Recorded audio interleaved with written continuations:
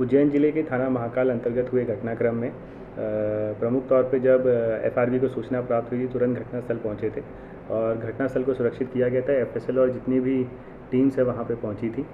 एक बार बच्ची का जब मेडिकल कराया गया तो ये तथ्य सामने आया कि बच्ची के साथ दुष्कर्म हुआ है। बच्ची कुछ बता पाने में सक्षम नहीं थी कि घटनास्थल कहाँ का है, वो खुद कहाँ की रहने वाली है और क्या क्या उसके साथ हुआ है। इसके लिए एक अलग से काउंसलर हम लोगों ने किया जिसने काफ़ी सहज तरीके से बात करके काफ़ी चीज़ें निकाली। इसके बाद क्योंकि बच्ची के इन्फेक्शंस वगैरह थे और कुछ चोटें वगैरह थी तो इंदौर रेफ़र किया गया। इंदौर में स्पेशलाइज्ड जो पैनल ऑफ डॉक्टर्स है उन्होंने ट्रीटमेंट किया, सर्जरी की, सर्जरी सक्सेसफुल रही। सर्जरी के दौरान जो खासकर ब्लड रिक्वायरमेंट्स थी वो वहाँ पे जो पुलिस कर्मचारी थे, वॉलंटियर्स थे, उन्होंने दिया। अभी तक की जो इन्वेस्टिगेशन निकल के आई है प्राइमरीली यही है कि वो सतना में उसकी एक दिन पहले की गुमशुदगी थी। उसके बाद वो 25 तारीख को यहाँ पे दिखी हैं। दिखने के बाद एक ऑटो में बैठते हुए जाना पाया गया था। उस ऑटो को जब हम लोगों ने देखा तो उसमें बैक सीट में ब्लड स्टेन्स वगैरह थे। पूछताछ में उसके दौरान ये बताया गया कि वो उसके ऑटो में बैठी थी, उसकी बातचीत वगैरह हुई थी और कुछ समय तक जो विक्टिम है उसके साथ वो घूमा था।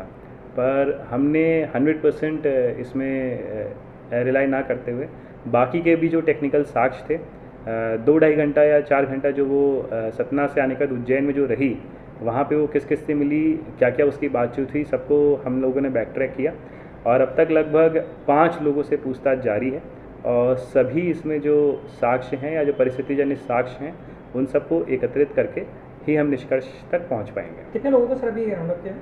अभी 5 लोगों से पूछताछ जारी है और पाँचों लोग कहीं ना कहीं जो घटना दिनांक, घटना स्थल, घटना समय रहा है उस बच्ची से बातचीत करते हुए या संपर्क में आते हुए दिखे। तो सर क्या ये गैंगरेप का मामला भी हो सकता है? नहीं, ये गैंगरेप का मामला नहीं है। ये जो अलग अलग समय पे जब वो उज्जैन में पहुंची है तो कुछ देर के लिए अलग अलग लोगों से अलग अलग समय पे मिली है, इसीलिए ये गैंगरेप का प्रकरण होना थोड़ा सा मुश्किल होगा। सर जिस तरह से उसके जो जनांग हैं उसमें जो जिस तरह से चोट आई है, वो ब्लडिंग हो रही थी, आपको लग रहा है सर कि क्या इन्होंने कुछ इस तरह से मतलब हरकत हुई है उसके साथ जो ये मेडिकल जो ओपिनियन है उसमें सिर्फ इंजरीज़ की बात की गई है। उन्होंने किसी एक्सटर्नल ऑब्जेक्ट की बात नहीं की है और क्योंकि थोड़ा सा इसमें स्पेशलाइज्ड केयर चाहिए था इसीलिए इंदौर रेफ़र किया गया, पैनल ऑफ डॉक्टर्स के द्वारा किया गया। सर्जरी सक्सेसफुल रही है, बच्ची बहुत ही स्टेबल है, हेल्दी है, रिकवर कर रही है और लगातार जो बातचीत वगैरह है वहाँ का जो पैरामेडिक्स है, स्टाफ है, उससे वो कर रही है। अच्छा, माता पिता को भी आ रहे हैं? जी, परिवार से संपर्क और समन्वय स्थापित किया गया है और जल्द ही उनकी बातचीत एक दूसरे से कराई जाए। मेरा आश्रम से बाहर जाना का था। जैसे ही मैं अपने गेट पर पहुंचा, मुझसे 10 से 20 फीट दूरी पर वह बालिका बंडेगढ़ क्षेत्र की ओर से आ रही थी। जैसे ही मेरा जाना हुआ, शरीर पर ऊपरी वस्त्र था, नीचे कोई वस्त्र नहीं था। मैंने अपना ऊपरी वस्त्र उतार कर उसे दिया ताकि उसने अपना शरीर ढका। शरीर उसका पूरा ब्लीडिंग हो रहा था, मुंह से कुछ बोल नहीं पा रही थी, आंखें पूरी स्वेलिंग से भरी हुई थी। जैसे ही मैंने देखा, मेरा मन वहाँ से आगे जाने का हुआ नहीं। मैंने उसकी मदद करने के लिए तुरंत ही 100 नंबर पर कॉल किया। 2-3 बार वहाँ से कॉल कटा, कोई व्यवस्था नहीं बन पाई। फिर तत्पश्चात हमने वापस पुनः महाकाल थाने में जो हमारे कुछ लोग हैं वहाँ उन्हें कॉल किया, उनसे फिर नंबर लिए सब, फिर महाकाल थाने में रिपोर्ट दर्ज कराई। फिर 100 नंबर पर पुनः रिटर्न कॉल किया। पश्चात पुनः करीब 20 से 25 मिनट में गाड़ी आई। जब तक वह बालिका मुँह से कुछ नहीं बोल पा रही थी, बोल तो रही थी लेकिन उसकी भाषा में समझ में नहीं आ रही थी। हमने कई बार उससे पूछने की चेष्टा करी कि भाई तुम्हारे माता पिता कौन है, कहाँ से आई हो, क्या नाम है तुम्हारा।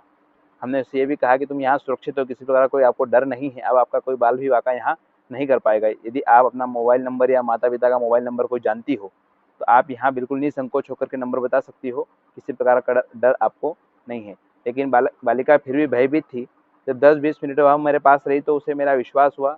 जब भी कोई नया व्यक्ति गाड़ी के पास आता मेरी, तो वह बालिका उनसे बहुत भयभीत होकर के मेरी छाया में छिपने का प्रयास कर रही थी। जैसे ही पुलिस प्रशासन का आना हुआ, प्रशासन ने उसकी मदद करके उसे अपने वाहन में बिठा करके वो लोग जो है यहाँ से चरक हॉस्पिटल उसे ले गए। अच्छा, आपको कहीं लगा कि वो जो है लड़की लड़की जो है उसके साथ मारपीट भी हुई है? आके आपने बताया सूजन की है। आंखें पूरी स्वेलिंग से भरी हुई थी। मारपीट का तो मैंने उसको शरीर के ऊपर किसी प्रकार कोई दाग भी नहीं देखा और ना मैंने शरीर के ऊपर कोई दृष्टि डाली। मेरा लक्ष्य सिर्फ उसकी मदद करने का था। मैंने उसे अपना वस्त्र, ऊपरी वस्त्र दिया नीचे ओढ़ने के लिए, नीचे पहनने के लिए। बाकी मैंने उसके शरीर पर किसी प्रकार का चोट का निशान नहीं देखा। आपने जब उसको पहली बार देखा क्या वो बेहोश हो चुकी थी या फिर नहीं, मेरे पास बिल्कुल स्वस्थ थी, वो बोल भी रही थी, बातें भी कर रही थी। कहीं जाने के लिए बार बार किसी गांव का नाम, पूरिया ऐसा उससे कुछ नाम बता रही थी। मैं समझ नहीं पा रहा था उसकी भाषा में कि वो किस क्षेत्र का नाम बता रही है। अच्छा, वो जब वो यहाँ इधर सामने से आती हुई दिखी तो आपको लगा कि वो मदद मांग रही है इसलिए आप आगे आए हैं, या फिर वो अर्धनग्न दिखी इसलिए आप उसको मतलब मदद के लिए आ गए? इसीलिए मैं आगे आया। मदद मांग रही थी। हाँ, बाकी उसने मुझसे कोई ऐसा नहीं कहा कि आप मेरे को मदद करिए। मैंने उसे कुछ पैसे, नकदी पैसे 100-50 रुपये भी दिए हाथ में, और फिर जो मुझे ऐसा लगा कि यह कहीं से है और भयभीत है, फिर मैंने पुलिस प्रशासन से एक्सप्लेन किया। जी। अच्छा, ये जब कितनी बजे की बात होगी आपके पास यहाँ? ये सर करीब 9:30 बजे के आसपास की कहानी है, प्रातःकालीन परसों के दिन की। आपके फ़ोन लगाने के कितनी देर बाद पुलिस यहाँ पहुँची? 20-1 मिनट में 20 मिनट बाद। उसके बाद वो सीधे उनको लेके चले? सीधे उन्हें लेकर चले। अब कब लेके गई या मालूम नहीं है मेरे भी। आपको कब मालूम पड़ा? मारे तो काले में मालूम पड़ी। अच्छा, हाँ, क्यों ले गए, कुछ बताया? अन्य कुछ भी नहीं बताई, मारे तो नहीं, कुछ कारण बताया क्यों ले जा रहे हैं? नहीं बताया नहीं। अच्छा, ये कब से ऑटो चला रहे हैं? एक बार तो 5 साल 6 साल हो ही जाएगा। अच्छा, हाँ। और रहने वाले कहाँ के हैं ये? गांव का, कौन से गांव के? सालम खेड़ी। तो यहाँ अकेले आपके पास ही रह रहे मेरा पास रहता था। हैं? और इनके पत्नी बच्चे? पत्नी तो मर गई, अच्छा अच्छा अन्य 5-6 साल हो गया विकेट भी। अच्छा अच्छा हाँ, अन्य एक नानी लड़की है तो वो नाना नानी का नहीं है। अच्छा, मतलब ये अकेले ही आपके पास रहते हैं? मेरा पास रहता था क्योंकि मेरा आदमी नहीं है। जी जी हाँ, तो मेरा आदमी नहीं है तो मैं कॉलेज गई मेरा गांव, जी। और ये कांड हो गया इसके ऊपर। कब, कितने साल से आपके पास रह रहे हैं ये? 4-5 साल हो गया मार करने। अकेले ही ऑटो चलाते हैं? हाँ, एक साल हो गया। रात में कहीं दिन में चलाई तो हाटकेश्वर क्यों गए थे? क्या काम था हाटकेश्वर? अब कहीं मतलब कहीं काम थो। रोज जाते हैं क्या हाटकेश्वर? अब रोज जाए के आज गए हो काल कहीं मतलब नहीं, डेली की सवारी है सर। अच्छा, 10 पे बड़ी मम्मी का फ़ोन आया हमारे पास कि बेटा घर जाके देखो क्या हुआ। तो कल पानी भी गिरने लग गया तो लाइट भी चली गई थी, उसके बावजूद मैंने मेरे हस्बैंड को बोला कि वो घर जाए और पता करे। तो मेरे हस्बैंड, 2 ही बेटियाँ और पड़ोस वाला लड़का राजन, वो भी गया साथ में और पता करने गए। तो घर पे ताला लगा हुआ था, ऑटो का दरवाज़ा खुला हुआ था। तो ऑटो का दरवाज़ा खुला तो ये 5-10 मिनट रुके ना, उतने में रिटर्न पुलिस आई वापस से, कम से कम 30 एक पुलिस आई समथिंग, और भी अधिकारी थे साथ में, सभी पुलिस आई और उनको भी साथ में लेके आई। उसके बाद घर का लॉक खोला उनने, ऊपर से नीचे तक घर चेक करा, और उसके बाद में उनको एक कंबल दिलाई और वापस घर लॉक करके ले गए। फिर दिया के वापस से क्वेश्चन भी करे उनने कि कौन है, क्या है, कब आए, कब से रह रहे हैं, शादी हुई कि नहीं हुई, बच्चे हैं कि नहीं है। मेरे हस्बैंड ने सारी जानकारी उनको दी कि शादीशुदा है, पत्नी एक्सपायर हो गई, एक बेबी है, और यहाँ इनकी बुआ जी के घर रहते हैं, और ये मेरी बड़ी मम्मी का घर है। कितने साल से यहाँ पर रह रहे हैं, क्या करते हैं? 5 साल से रह रहे हैं। 5 साल। हाटकेश्वर में इनका रोज आना जाना है, क्या है? हाँ, ये बात मुझे मालूम है कि उनका रूटीन है रोज का। हाँ, एक सवारी है जो चाय बनाती है, उनकी घूमती है छोटी, तो डेली सुबह 6:30, 5:30, 6 बजे बाद उनको लेते हैं, और शाम को जब वो घूमती बंद करते हैं, जब छोड़ते हैं उनको घर। कहाँ से लेते हैं, कहाँ छोड़ते हैं? ये तो मुझे नहीं पता, कंफर्म नहीं, हाटकेश्वर का वो सुना है बस। अच्छा, ठीक। क्या कुछ आप राकेश भैया के बारे में आप जानते हैं? मैं तो उनको मतलब इतने सालों से वापर रही, तो मुझे तो ऐसा कुछ लगता नहीं सर उनके बारे में। अच्छा, बाकी हमको तो पूरा विश्वास है, मेरी फैमिली में भी कई बार आए गए हैं, वो तो आते घर से जाते। भी कुछ सामान लेके गई पुलिस उनकी? नहीं, कुछ भी नहीं लेके गई, एक शॉल दिलवाई थी ना दी, बस इतना, एक शॉल दिलवाई थी बस। दीदी, आप लोग क्या चाहते हैं अब, क्योंकि उनको अचानक पुलिस उठा के ले गई है? आपको कुछ बताया हो पुलिस ने क्यों ले जा रहे हैं, क्या नहीं बताया, कोई रीज़न नहीं बताया। क्या चाहते हैं आप लोग, क्या मांग कर रहे हैं? मांग यही कर रहे हैं कि अगर वो कुछ है नहीं उनके कंट्रोल में, अगर कुछ उनके ऊपर है नहीं तो फिर उनको नहीं पकड़ना चाहिए, उनको छोड़ना चाहिए, पूछताछ करके छोड़ देना चाहिए। अभी तक नहीं छोड़ा? अभी तक नहीं छोड़ा, कोई जानकारी भी नहीं दे रहे, सही बताया जाए। सुबह एसपी ऑफिस भी गए थे आप सभी परिवार? सभी गए थे, मेरे हस्बैंड, उनके पापा, सभी गए थे। बाकी अभी कोई जानकारी नहीं दी है। बाकी मेरे हस्बैंड बोल रहे थे कि छोड़ देंगे, पर अभी कुछ ऐसी खबर नहीं है। 12 साल की बच्ची के साथ जो दर्दनाक रेप हुआ, उसके बाद जिस तरह से 8 घंटे वो बच्ची भटकती रही, कोई सहायता के लिए नहीं आ पाया।